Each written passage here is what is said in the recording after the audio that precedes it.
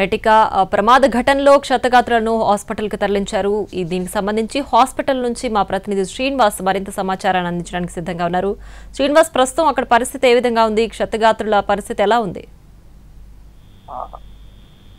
పాషమైలారంలో ఉన్నటువంటి పారిశ్రామిక వాడ ఏదైతే ఉందో ఆ పారిశ్రామిక వాడలో ఉన్న సగాచి పరిశ్రమలో రియాక్టర్ పేలినటువంటి ఘటనలో దాదాపు పదుల సంఖ్యలో కార్మికులకు తీవ్ర గాయాలయ్యాయి.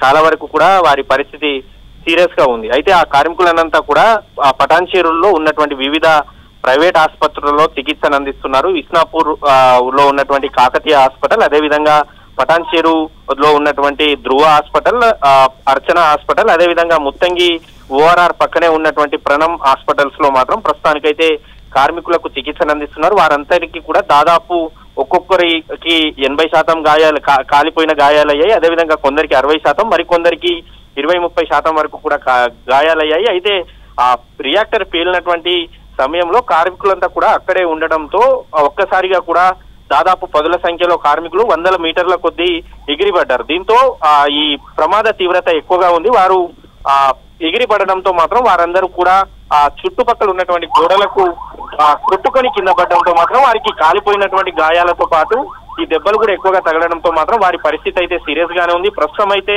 పదుల సంఖ్యలో కార్మికులు ఆ ప్రైవేట్ ఆసుపత్రిలో చికిత్సను తీసుకుంటున్నారు. మరికొందరికి అత్యంత విషమంగా ఉన్నటువంటి వారిని మాత్రం హైదరాబాద్ తరలిస్తున్నట్టయితే మనకు సమాచారం అందుతుంది.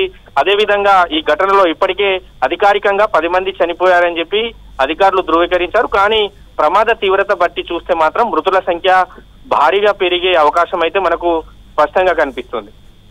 Right Srinivas, thanks for the updates. ఇక సంగారెడ్డి జిల్లా పటాన్చెరువు మండలంలోని పారిశ్రామిక వాడలో భారీ అగ్ని ప్రమాదం జరిగింది.